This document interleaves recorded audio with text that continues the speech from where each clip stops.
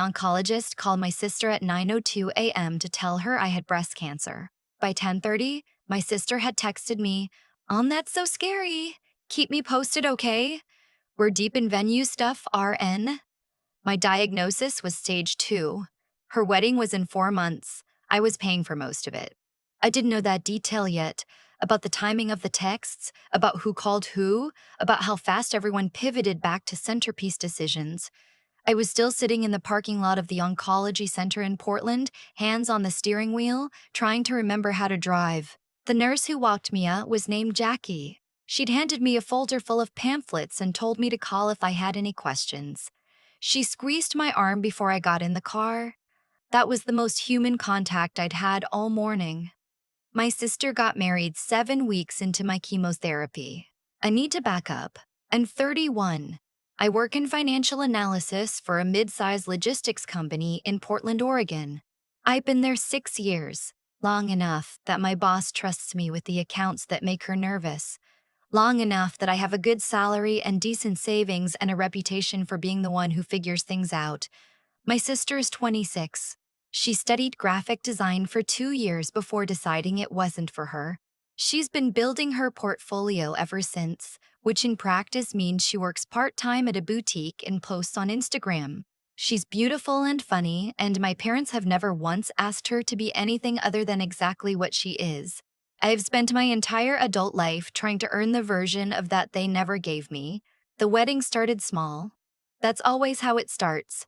My sister got engaged 18 months ago to a guy she'd been dating for 14 months, and my parents threw an engagement party that I quietly covered: venue deposit, catering minimum, flowers, around $30,200. My mother said she'd pay me back once my dad's bonus came in. It never did, or if it did, it went somewhere else. Then came the dress. My sister found one she loved at a bridal boutique in the Pearl District. $2,800. My mother called me on a Tuesday night, voice already in that particular register. Soft, a little breathless, like she was confiding something. She looks so beautiful in it. You should see her face. I know it's a lot, but you know how she is. She falls in love with things. I paid for the dress. My sister sent me a voice memo that was mostly just her squealing. The venue deposit was $6,000. The catering package was $11,500. The photographer, the florist, the day of coordinator, the rehearsal dinner at a wine bar in Northwest Portland. By the time my diagnosis came in, I had put $34,000 into my sister's wedding. I had it because I'd been saving for 4 years to buy a house. I kept a spreadsheet. I checked it every Sunday morning with my coffee. I'd named the file Someday because I was always going to buy that house someday once I helped my family through whatever the current thing was.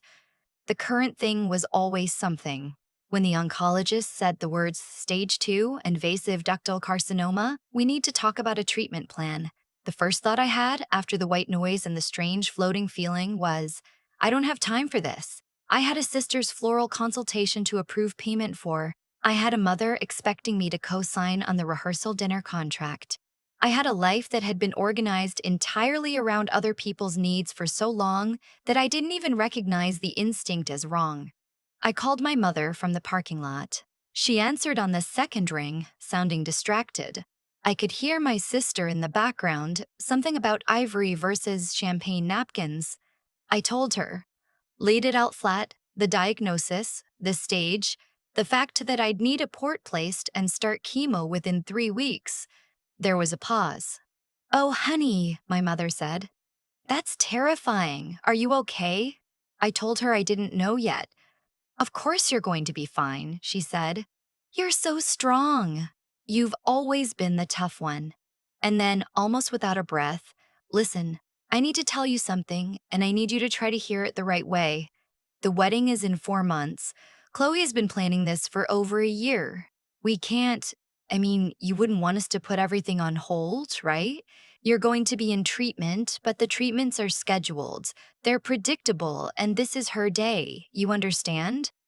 I said I understood. I understood that I had just told my mother I had cancer and she had needed 30 seconds before steering us back to napkin colors. Chemo started on a Thursday. My oncologist, Dr. Reyes, was direct and kind in equal measure. She explained the protocols 6 cycles every 3 weeks, targeting the tumor before we discussed surgery. She told me the side effects would be significant: fatigue, nausea, hair loss around cycle 2 or 3. She told me I shouldn't drive myself home after infusions. She asked if I had someone who could come with me. I told her I had friends. I had 2 friends who lived in Portland: my college roommate, Simone, who worked nights as an ER nurse, and my coworker Trent, who offered immediately, no hesitation, just tell me the dates and I'll block them. My boss, a woman named Catherine, called me into her office the day I told HR and said, "You're going to take whatever time you need. Your job is here, do not think about us." My mother came to the first infusion. She sat with me for 2 hours, held my hand while they got the IV started, and then got a call from my sister about the seating chart and stepped into the hallway. She came back 40 minutes later and said she had to go. Chloe needed her to look at some centerpiece samples before the florist's deadline. She kissed my forehead and left. The infusion took another 3 hours after that. Trent stayed for the whole thing, reading articles on his phone, bringing me ginger ale from the vending machine, pretending not to notice when I fell asleep in the chair. Cycle 1 wasn't the worst. I was tired in a way I'd never experienced. Not sleepy, not even exhausted, just emptied. Like someone had reached in and taken the part of me that usually pushed through. I still went into the office twice a week. I still answered emails. I still approved the final payment for my sister's venue when my mother forwarded the invoice with a note that said, "So sorry to ask right now, just need this settled by Friday." I paid it. I sat at my kitchen table at 11 p.m. on a Wednesday, nauseous from the residual chemo effects, and I transferred $4,200 for venue furniture rentals. Then I opened my someday spreadsheet and looked at the number for a long time. I'd given my sister's wedding $34,000 before the diagnosis. In the 3 weeks since, I'd transferred another $6,700 and $4,700 total, more than half of my house down payment. Cycle 2 started 3 weeks later. The hair loss began around day 12. I found it first on my pillow, then in my hands in the shower, then everywhere all at once. I cried for about an hour. Then I called Simone and she came over on her day off and shaved my head in my bathroom while we watched a reality show neither of us was paying attention to. "Do you want me to call your mom?" she asked when we were done. "She knows," I said. Simone looked at me in the mirror. She didn't say anything. She didn't have to. My mother had known for 2 days. She hadn't called. She did text eventually. "Thinking of you. Sending love. How are you feeling?" with a small heart emoji. This was the same week she texted me 7 times about the wedding cake tasting, including a voice memo of my sister saying, "Oh my God, the lemon one," in a very happy voice. The wedding was 6 weeks away. My sister called me once during cycle 2. She wanted to tell me about the honeymoon they were planning, Amalfi Coast, 10 days. She was excited. I was happy for her, genuinely, in the small way I can manage to be happy for anything. At the end of the call, she said, "I really hope you're feeling okay for the wedding. You can sit if you need to during the ceremony, I already told the coordinator." A pause. "Also, I know you're going through stuff, but Mom said you might be able to help with the honeymoon hotels. Just the deposit, like maybe 3,000. We're kind of stretched." I said I'd think about it. I didn't transfer the money. That was the first time I didn't. My mother called 3 days later to follow up. I told her I couldn't right now. She said she understood, and her voice had a particular quality to it. Careful, a little wounded, like I was making things difficult for no reason. "I just don't want Chloe to be stressed." My mother said, "She has enough to worry about." I had cancer. I had $500 in medical bills already on my kitchen counter and more coming. I had a port in my chest and a body that couldn't maintain its own temperature, and a spreadsheet called Someday that I could barely look at anymore. I didn't say any of that. I said, "I know, Mom." Cycle 3 was the hardest. I missed 4 days of work. Catherine sent food to my apartment, actual grocery delivery, stuff I could eat when everything tasted like metal, soft things, saltines and soup and applesauce. She included a card that said, We're rooting for you, not as an employee, as a person we like. My parents didn't send anything that week. My sister's bachelorette weekend was that same Friday. Photos appeared on Instagram, Scottsdale, a rented house with a pool, everyone in matching pink sets. My sister looked radiant. My mother was in several of the photos, arm around my sister, grinning. I was in bed eating saltines and watching the photos appear one by one. I didn't say anything. I didn't post anything. I just watched and then put my phone face down and stared at the ceiling. Trent showed up the next morning with coffee and a breakfast burrito and didn't ask how I was doing because he already knew. He just sat with me on the couch while I ate, and we talked about nothing. A show he was watching, a work thing that had gone sideways, the neighborhood cat that kept sitting on his car. That was the week something started to shift in me. Not anger, exactly. Something quieter. A kind of clarity that comes when you've been sick long enough that pretending gets too exhausting. The week before the wedding, my mother asked me to transfer the final balance on the catering, $3,800, the last invoice. I looked at the email for a long time. Then I wrote back, I can't do this one. I'm sorry. She called within 10 minutes. I don't understand, she said. We're a week out. This has to be paid. I know. I can't do it right now. What does that mean? You have the money. The thing is, I still did. I had it because I'd been denying myself things for years. Vacations, furniture, the car I actually wanted, the house I kept calling someday.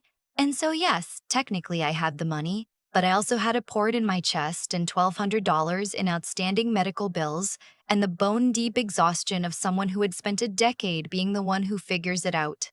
I'm in the middle of chemotherapy, I said.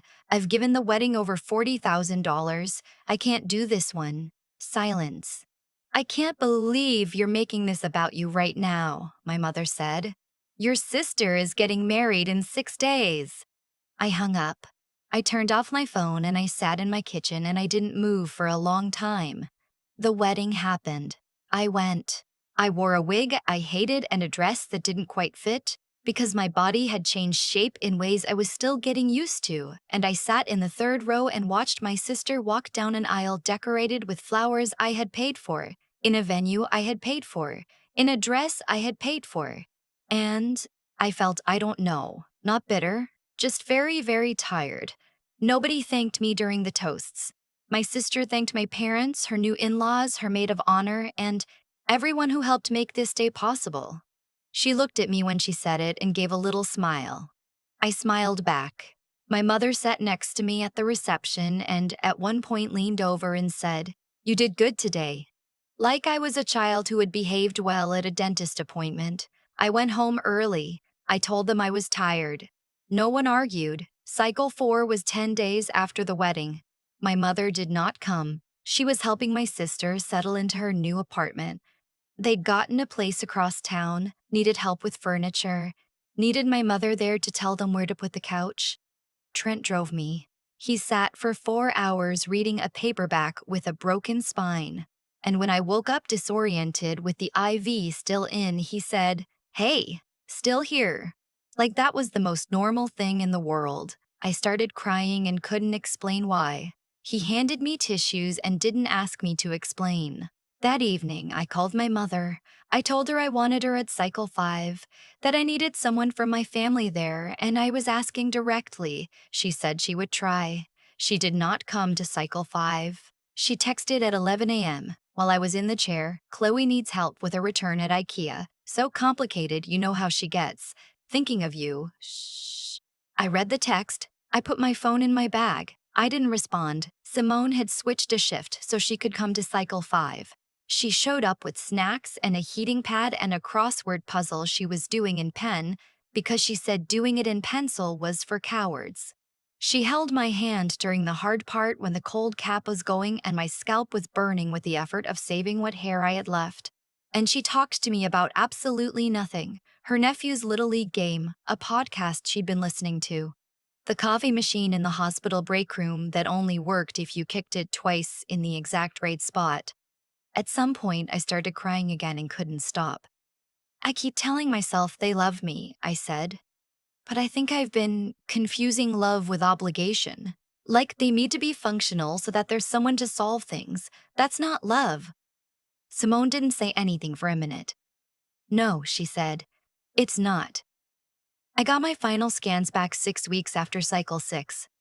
Dr. Reyes came in holding the images like she was trying not to smile. The tumor has responded extremely well, she said. We're looking at surgery to remove what's left, and then we talk about next steps. But this is good news. This is very good news. I cried in her office, the kind of crying that's really relief, the kind your whole body does before your brain catches up. She handed me tissues. She asked who was in the waiting room. I told her Trent and Simone had both come. She smiled. Good, she said. You need people who show up. I had surgery 8 weeks later. It went well. I was home in 2 days. Simone stayed at my apartment for the first 4 nights. She slept on my couch and made soup and made me do the breathing exercises even when I complained, and on the third night we stayed up until 2 in the morning talking about everything. Her divorce 3 years ago, my breakup the year before that, the way both of us had spent years making ourselves small to fit into spaces that were never meant for us. My parents came to see me 11 days after surgery. My mother brought a casserole. She set it in the kitchen and then sat down on the couch and said, "You look better than I expected." My father asked if I was back at work yet. When I told him not quite, he nodded like this was a reasonable timeline. Nobody mentioned the wedding. Nobody mentioned the $40,000. Nobody mentioned cycle 5 or the text about IKEA or the 4 months they had been largely absent from my life while I had cancer. I waited to see if they would. They didn't. Before they left, my mother hugged me and said, "We're so relieved you're doing better. You really scared us." Then she mentioned, almost in passing, that my sister and her husband were looking at buying a condo and needed help with the down payment, maybe $15,000 just as a loan. I stepped back. "No," I said. My mother blinked. "I'm sorry." "No, I'm not doing that. It would just be a loan. They pay you back. Like the $40,000 I put into the wedding." The room got very quiet. My father looked at the floor. My mother's expression did something complicated, moved through surprise into something that looked almost like anger. "We didn't ask you to do that," she said. "You offered. You forwarded invoices to me. You called me when you needed payment approved. You told me you'd pay me back and you never did. That's not me offering. That's me being the only option you left. I can't believe you're saying this. After everything we've done. I had cancer, Mom. I went through chemotherapy. I went to the wedding in a wig and sat in the third row and didn't say a word. I'm saying something now." My mother stood up. She told me I was being hurtful, that I was rewriting history, that she had always been there for me, that I just didn't appreciate it, that they had given up so much and I had no idea. My father put his hand on her arm but didn't say anything to me. They left before I could respond. That night, I sat with a casserole on the counter and I thought about what my life looked like from the outside. And then I thought about what it looked like from the inside. The spreadsheet called someday. The port in my chest. Trent and Simone and Catherine and the nurses who knew my name. I opened a new document and I started writing. Not for anyone. Just for me. About what it felt like to be sick and invisible at the same time. About the difference between people who show up and people who send a heart emoji. About learning to tell those two things apart. My mother texted twice in the following week. Once to say she needed time to process what I'd said. Once to say that Chloe was hurt, that I seemed to be pulling away from the family. I read both and didn't respond.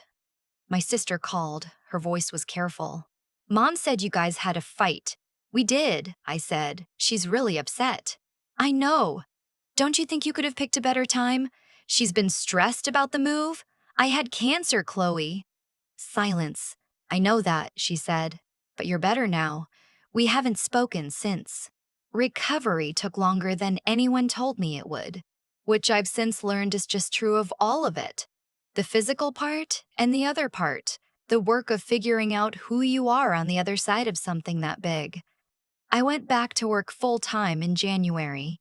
Catherine gave me a project I'd wanted for 2 years, a restructuring initiative that put me in rooms with the VP team. I was good at it. I remembered that I was good at things. In March, I made an appointment with a financial advisor. I laid out what I had left and what I wanted, and she helped me build a plan that didn't include funding anyone else's life. I have a number now, a real one. Not a someday, but a specific year, a specific savings target. There's a neighborhood in Northeast Portland I've been walking through on weekends, a street with old craftsman houses and big trees, and I let myself want it in a way I haven't let myself want anything in a long time. My parents sent a birthday card in February. My mother wrote, "We love you and we hope you're healing. Please don't shut us out." My father signed his name below hers. I put the card in a drawer. I didn't call. My father reached out in April. An email, formal in the way he gets when he's uncomfortable. He said my mother was having a hard time and he thought maybe we should all have dinner and talk things through. He said the family needed to heal. He said I had always been the strong one, the practical one, and he thought I could be the one to help bridge things. I read it 3 times. Then I wrote back, "I've been the strong one and the practical one and the one who figures things out for my entire life. I did it while I had cancer and while you came to one infusion and left early for a seating chart. I'm not able to be that person right now, maybe not ever. I need you to understand that what happened wasn't just a disagreement, it was a pattern. When I'm ready to talk about the pattern, I'll reach out." I haven't heard back. Simone got a day shift rotation starting in June, which means we have actual weeknight availability for the first time since I've known her. We've been making up for lost time. Bad movies, good wine, long walks along the waterfront where we talk about everything and nothing. She asked me recently what I was most surprised by, looking back. I thought about it for a while. That I didn't know, I said. I kept thinking I was choosing to help them, but I don't think I knew how to say no. I thought no would cost me something I couldn't afford to lose. But the thing I couldn't afford to lose was already going. I just couldn't see it. She nodded.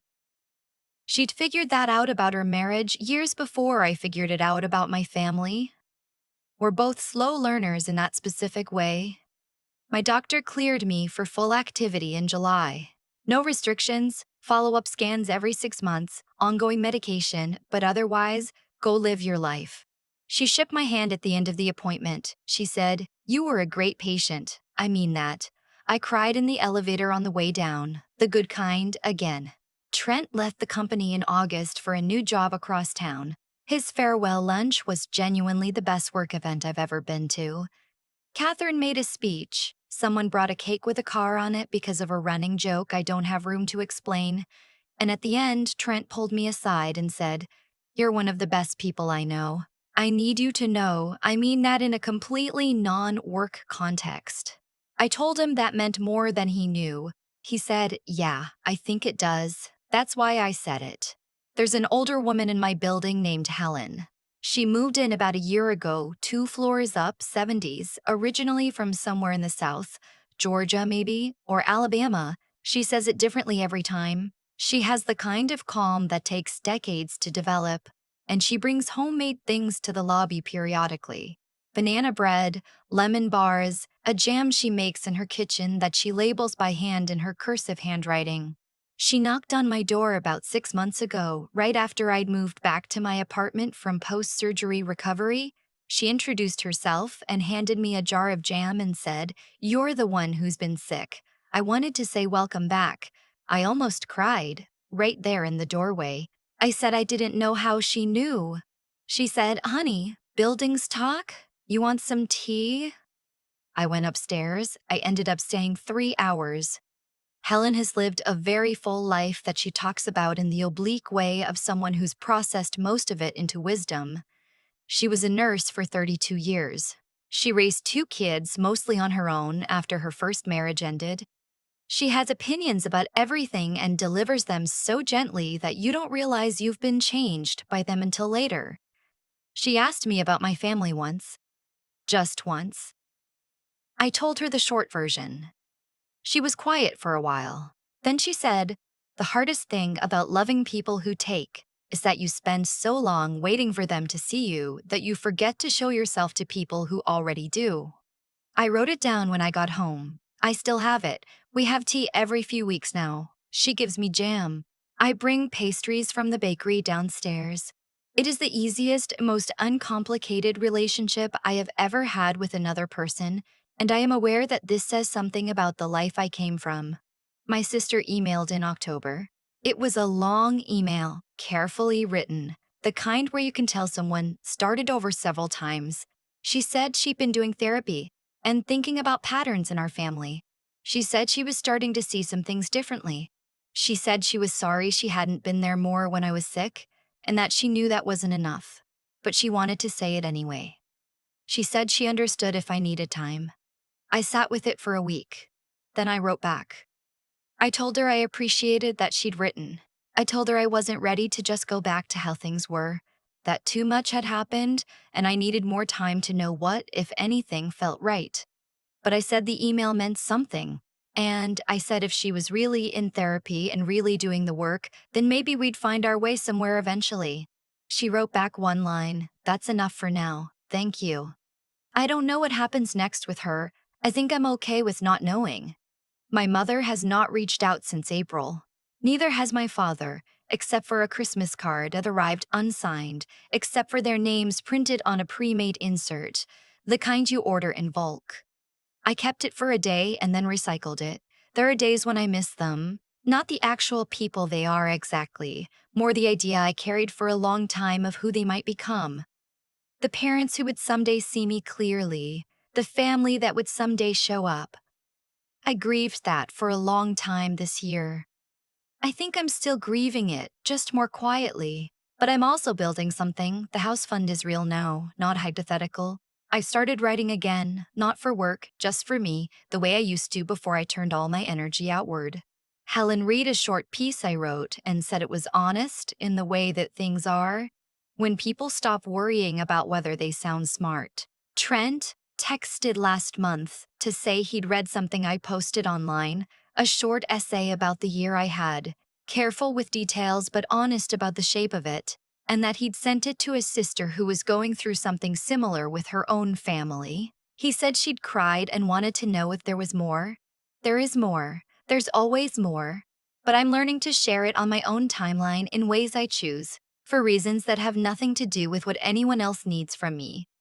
Someday is not a file name anymore. It's a Tuesday in March when my offer gets accepted and I have to sit on the kitchen floor for 10 minutes because I don't know what else to do with the feeling. It's Helen upstairs who I call first. It's Simone who drives over with champagne and we drink it from mugs because I don't own real champagne glasses yet, and we make a lot of noise in an apartment I am leaving. And I think about every version of myself that lived inside these walls and tried so hard to be enough. I was always enough. I just needed cancer and a year of learning to let the wrong people go to finally believe it.